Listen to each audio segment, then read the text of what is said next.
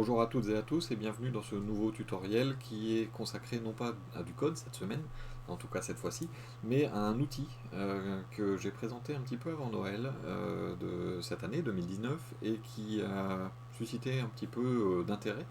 Donc je me suis dit que ça pouvait être intéressant de vous le présenter. Cet outil, c'est Touch Portal. Touch Portal qui permet de créer des boutons, des macros différentes, mais je vais aller un petit peu plus dans le détail juste après. Après vous avoir parlé d'un autre outil qui s'appelle Stream Deck. Donc là, comme vous pouvez le voir, cet outil Stream Deck en fait est un outil qui est un boîtier, hein, c'est un boîtier matériel, vous pouvez le voir là sur la copie d'écran, la photo, pardon. Cet outil vous permet de créer des boutons sur ce boîtier qui vont permettre d'effectuer différentes choses, publier sur Twitter, changer de vue quand vous faites du streaming, ce qui était son objectif principal. Vous pouvez également créer des macros qui vont vous permettre de publier sur Discord ou autre, hein. Il y a plein de choses qui peuvent être possibles. Et donc les boutons sont totalement personnalisables avec une image, avec une icône directement. Et si vous regardez, donc il y a différents exemples qui défilent là sur la page. Bon, c'est bien, mais son gros inconvénient, il est là, c'est son prix. 149,99 € pour cet outil qui sauve la vie, bien sûr, qui vous permet de faire des choses un petit peu spécifiques et vraiment très très pointues. Mais moi personnellement, quand je l'ai vu, j'ai trouvé ça un peu cher. Il y a une version à 6 boutons qui existe également, et puis une version à 32 boutons qui existe aussi, donc plus ou moins cher forcément en fonction du matériel. Donc moi j'ai cherché un petit peu et je suis tombé sur cet outil-là qui s'appelle Touch Portal. Touch Portal, c'est une appli en fait. C'est un logiciel côté client, côté Windows, et ensuite c'est une application que vous pouvez installer sur votre tablette ou sur votre smartphone, iOS ou Android, qui va vous permettre de faire quasiment la même chose que sur Stream Deck, pour un coût qui est très très limité, puisque l'application elle-même coûte aux alentours de 10 € pour avoir la version professionnelle, version complète qui vous permet de créer des pages, autant de pages que vous voulez et avec autant de boutons que vous souhaitez à l'intérieur. Bon, vous allez entendre de temps en temps des petits bips, hein, c'est parce que j'ai le serveur Discord qui est lancé, parce que je vais faire une petite démo aussi sur Discord. Donc ensuite, ce qui est également intéressant dans cette application-là, c'est que elle va vous permettre de faire énormément de choses. Ces différentes choses, je vais vous montrer un petit peu avec cette vue. Donc hop, ici. Donc vous avez sur cet écran, à cet endroit, donc ici vous avez mon logiciel donc Touch Portal qui est installé sur mon Windows, et en dessous ici sur le bas gauche là, la petite tablette, en fait c'est ma tablette, la tablette que j'ai devant moi là à l'instant. Donc je peux également vous la montrer, elle est ici. Et donc si je change à l'intérieur, donc sur cette tablette, l'affichage, donc ça me change l'affichage que vous avez en bas. Donc cet affichage, il est synchronisé avec Touch Portal. Donc pour commencer, Touch Portal, une fois que vous l'avez installé sur votre logiciel, donc sur votre système d'exploitation PC ou Mac, et sur votre tablette ou votre téléphone, les deux sont synchronisés l'un avec l'autre. C'est-à-dire que je suis ici sur la page d'accueil de mon application, et si ce bouton Symfony, je souhaitais le déplacer, je le déplace directement, et vous voyez que en bas à gauche, il s'est déplacé également. Ensuite, donc c'est vraiment en temps réel, ils sont connectés l'un avec l'autre. Et ensuite, donc sur chacun de ces boutons, vous allez pouvoir effectuer différentes actions. On va les passer en revue, les différentes actions. Et donc, par exemple, je vais faire une page spécifique pour créer, pour ce tuto en fait. Donc je vais aller cliquer sur le bouton nouveau qui est ici. On me propose de... Alors c'est sûr, forcément ça me met sur un autre écran, donc je ne vais pas pouvoir le déplacer. Ça c'est très embêtant. Donc bon bah vous me croyez, j'ai cliqué sur tutoriel, enfin j'ai rempli la fenêtre, j'ai marqué tutoriel, je fais OK, et donc je vais avoir accès donc à cette nouvelle page qui s'appelle tutoriel. Automatiquement, sur cette page, j'ai également un, un bouton qui s'est créé, hein, donc vous le voyez là, Go to Main, et ce bouton a des propriétés qui sont ici, qui vont vous permettre donc directement d'afficher les différentes options nécessaires. Donc on les regardera tout à l'heure. Donc j'ai cette page tutoriel qui a été créée. J'ai différentes pages, hein, comme vous pouvez le voir dans ma liste ici, et donc ma page main qui est ma page d'accueil. Je vais mettre un bouton à cet endroit pour ouvrir ma page tutoriel. Donc ce bouton, j'ai plein de possibilités pour le faire. Donc je vais cliquer, ça m'affiche donc cette fenêtre. Sur cette fenêtre, je vais avoir la possibilité donc de créer ce qu'on appelle des actions qui sont sur le côté gauche ici, et de créer également, de réagir à des événements. Donc il y a onPress, c'est quand je clique sur le bouton, et il y a onEvent qui est sur les événements qui vont se produire. Et côté droit, je vais avoir les propriétés elles-mêmes de mon bouton. Donc ce bouton doit nous permettre d'afficher une nouvelle page. Et donc vous voyez sur le côté dans les actions, on a différentes parties, hein, il y en a un paquet. On ne va pas toutes les voir en détail, mais on va voir l'essentiel. Et donc on doit aller à une nouvelle page, donc je vais prendre aller à la page. Ensuite il me demande ici sur quelle page je souhaite aller. Eh bien je vais lui dire que je vais aller à la page tutoriel. Et j'ajoute. Donc ça me met l'option go to page tutoriel. Son titre à ce bouton va être tutoriel. Tuto, tiens. Tuto tout court d'ailleurs parce que c'est un tuto. Ensuite on a la possibilité de choisir la couleur qu'on veut donner directement à notre titre. D'accord. On a la possibilité de définir à quel endroit on va positionner notre titre. Donc, vous voyez que ça bouge ici en haut. Hein. On a la possibilité de le mettre à gauche, à droite ou au milieu, de changer sa taille, de mettre une ombre éventuellement. On ne le voit pas bien là pour l'instant, mais ensuite on a la couleur d'arrière-plan. Et donc la couleur d'arrière-plan, disons qu'on veut un bouton de cette couleur. Hop. Par exemple. On verra les icônes par la suite. Et ensuite on définit est-ce que l'état est allumé ou éteint au chargement. Donc ça on verra également un petit peu plus tard. Je vais faire Save. Il m'a pas pris ma couleur. Alors pourquoi n'a-t-il pas pris ma couleur? Couleur d'arrière-plan. Hein. Étonnant. Ah oui, si je prends arrière-plan transparent, forcément. Voilà, donc j'ai mon bouton orange, j'ai mes coins arrondis ou pas, d'accord. Et je fais Save. Et donc j'ai mon bouton qui est apparu aussi bien ici que sur sur ma tablette. Maintenant, si j'appuie sur le bouton tuto sur ma tablette, directement, hop, vous avez vu, ça a changé de page. Et donc je suis arrivé effectivement sur la page tutoriel. Si j'appuie sur Go to Main sur ma tablette, ça me revenait à la page d'accueil. Donc on voit bien que ça fonctionne. Là vous voyez que ce bouton Go to Main, il n'est pas forcément très joli. Par exemple, j'en ai créé d'autres sur d'autres pages, par exemple de cette forme-là. Eh bien, je peux copier le style avec un clic droit et aller sur ma page tutoriel et coller le style directement.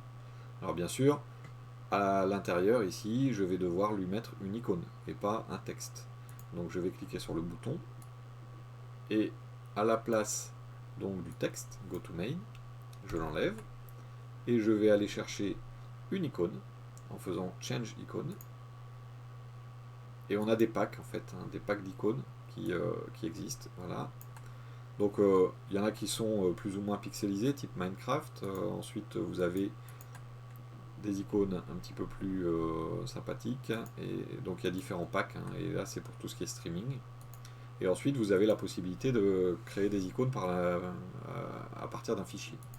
Donc là je vais faire ajouter. Hop, et j'ai bien ma flèche qui est apparue. Quand j'enregistre, voilà, j'ai directement ici mon bouton qui apparaît. Alors par contre, hop, je vais synchroniser. Non, pourquoi? Ah voilà, donc il apparaissait pas en rouge sur ma tablette. Voilà, Donc là, j'ai créé mon bouton.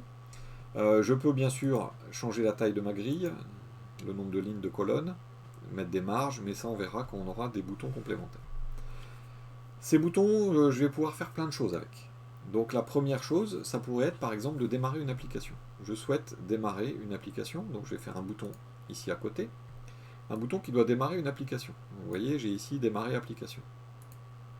Donc là, je vais devoir définir le chemin de mon application, donc je vais devoir aller chercher directement les applications dans le dossier dans lequel elles se trouvent, hein, dans les programmes directement, et imaginons que je souhaite démarrer paint.net.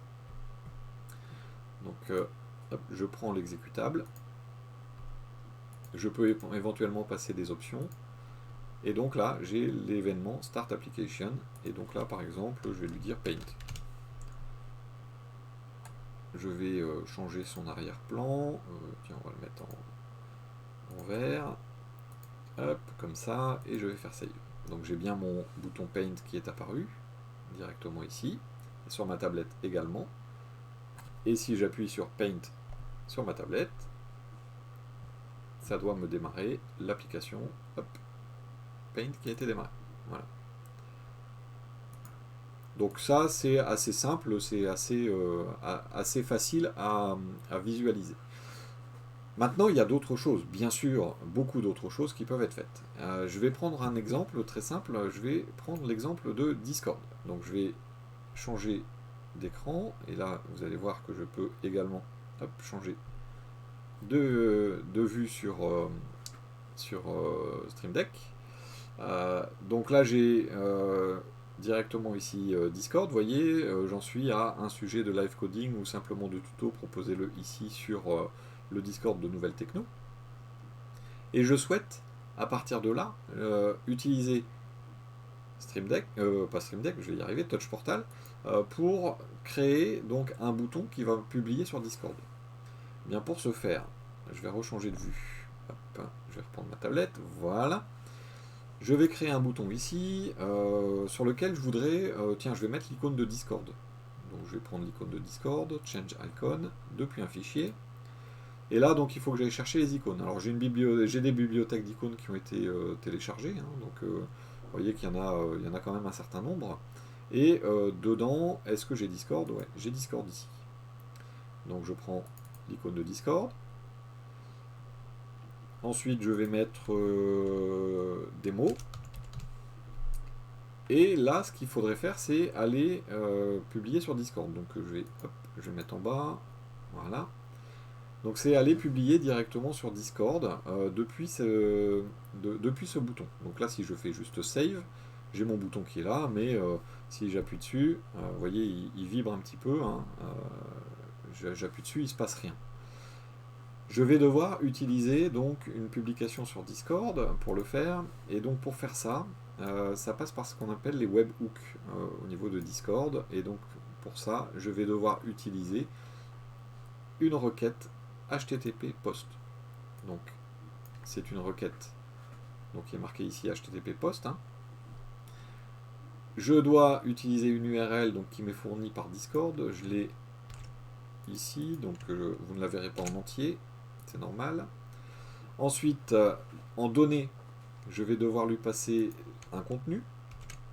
Donc c'est du JSON. Donc hop, j'ai un contenu déjà préexistant, mais je vous montre comment ça fonctionne. Donc on met un content de points, et ici petite surprise en cours de tournage, rendez-vous demain 14h. Voilà par exemple. Je vais lui dire au niveau du content type que c'est du application JSON. Et ensuite, j'ai un user agent à mettre. Alors ça, c'est un truc que j'ai vu avec les développeurs parce que ça marchait pas. Et donc j'ai un user agent à indiquer qui est celui-ci. Donc c'est Mozilla 5 et ainsi de suite. Je le mettrai dans les commentaires. Donc il est un peu long. Mais donc c'est un user agent qu'il faut mettre. Et donc quand je fais ajouter, voilà, donc j'ai bien ajouté ici ma requête, je fais enregistrer, donc c'est apparu directement sur ma tablette. Donc ce que je vais faire, je vais changer de vue, je vais revenir sur Discord. Donc hop, je me mets comme ça, je vais vous afficher Discord et la tablette bien sûr. Ma tablette elle est là. Hop. Donc vous voyez ma tablette, vous voyez mon Discord, et je vais juste changer d'écran, aller sur tuto. Vous allez voir le bouton démo qui va vibrer un peu, et boum, voilà la publication qui s'est faite automatiquement, donc depuis Touch Portable. Donc ça permet comme ça de faire en sorte de mettre en automatique en fait des publications. Vous pouvez bien sûr, donc je vais revenir sur la vue tablette, voilà.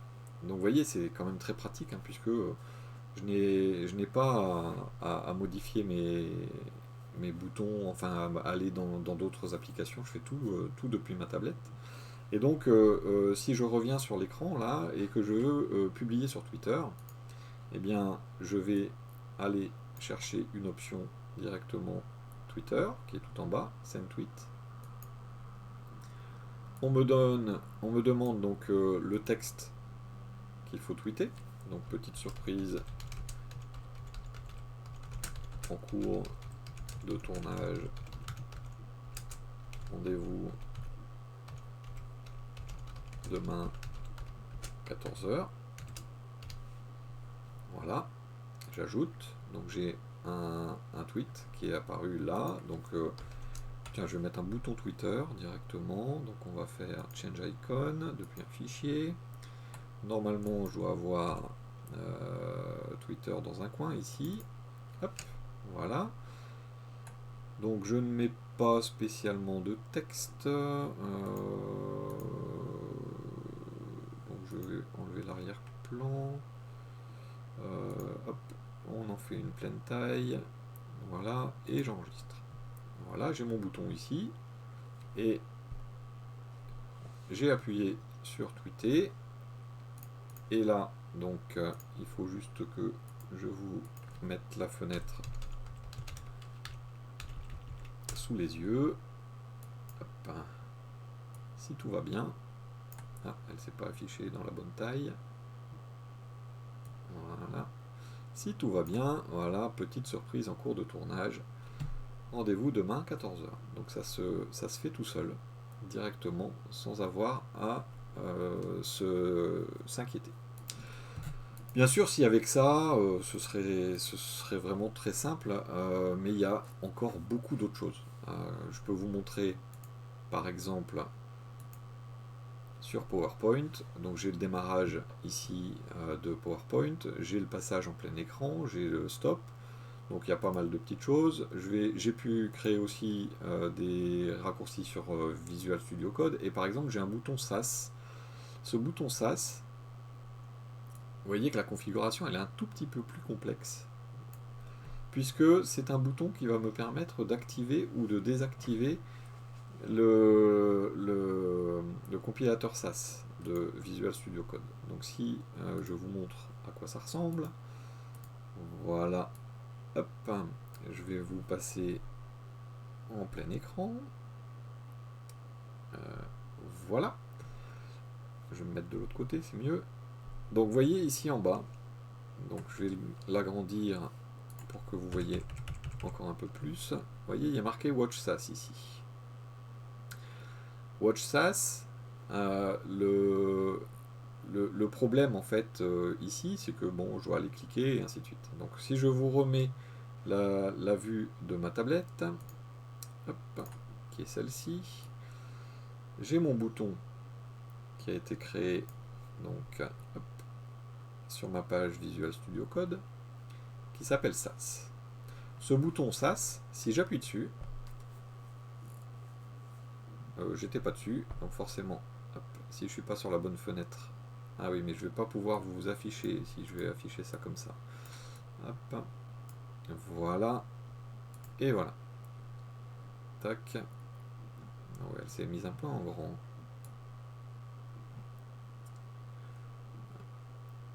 Quand je vous ai dit hein, au début c'était pas prévu. Voilà donc voilà. Donc vous voyez bien le Watch SAS ici. Donc je suis sur Visual Studio Code, j'appuie sur le bouton SAS et il est en train de le démarrer. Vous voyez, donc ça va me changer aussi au niveau du terminal. Hein, il sera marqué voilà, c'est compilé, c'est en train de compiler. Voilà. Et si je rappuie sur le bouton au niveau de ma tablette, ça s'arrête. Vous remarquez également que le bouton passe rouge. Il y a un petit point rouge qui dit c'est démarré. Donc si je rappuie dessus, le petit point rouge s'arrête. Donc c'est automatique également. Donc pour faire ça, je vais changer de vue. Je reviens sur notre tablette. Hop, voilà. Et donc pour faire ça, le principe de ce bouton, c'est que il a un état de base, en fait, qui est à off, ici. C'est-à-dire que quand je démarre mon application Touch Portal, le bouton est éteint.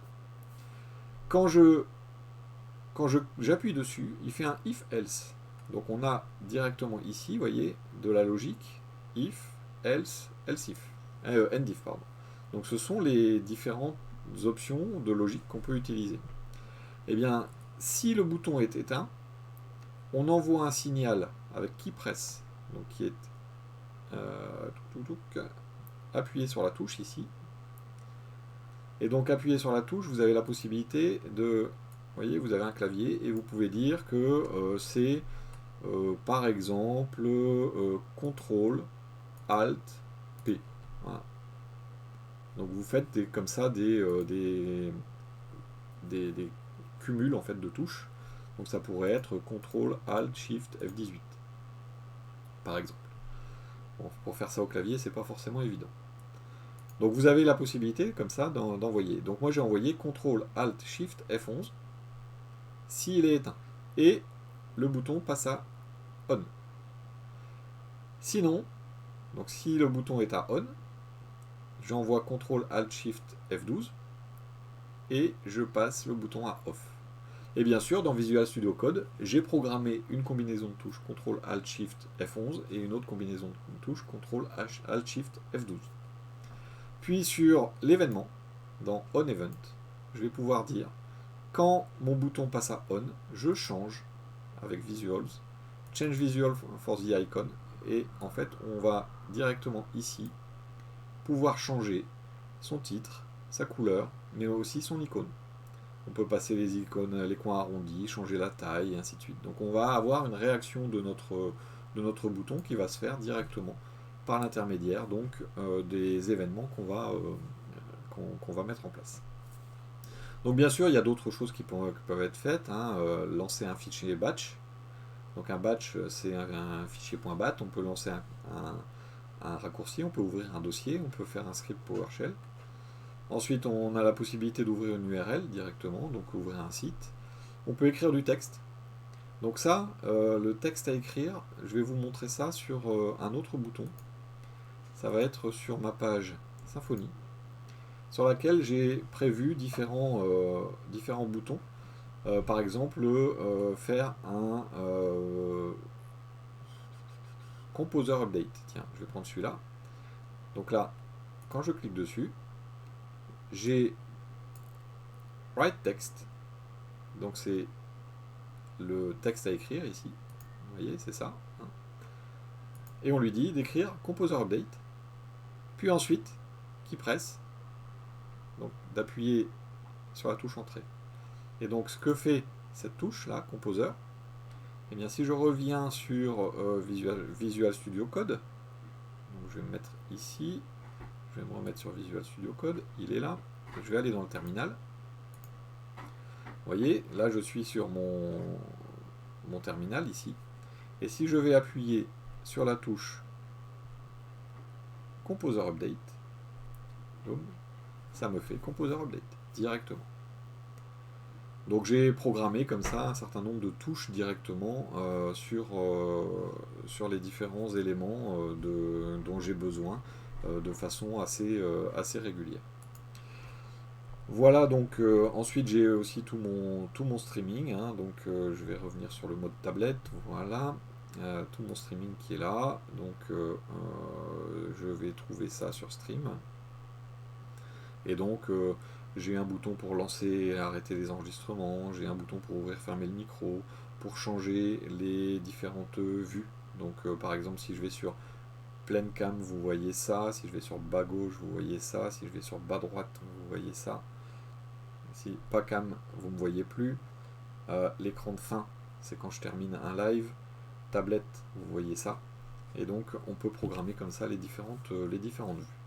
Voilà globalement ce que je pouvais vous dire. Alors, c'est un petit résumé, mais vous allez voir que pour celles et ceux d'entre vous qui sont intéressés, c'est un outil qui se prend en main de façon assez simple et de façon vraiment très intuitive. Et si vous souhaitez, n'hésitez pas, hein, vous avez la possibilité de me poser des questions, hein, vous avez le lien vers le Discord comme d'habitude, vous avez les forums de discussion sur mon site, vous avez les commentaires de la vidéo. N'hésitez pas à poser des questions, j'y réponds du mieux que je peux, hein. Et n'hésitez pas à partager, n'hésitez pas à liker, à vous abonner, et ainsi de suite, comme d'habitude. Vous connaissez un petit peu le principe.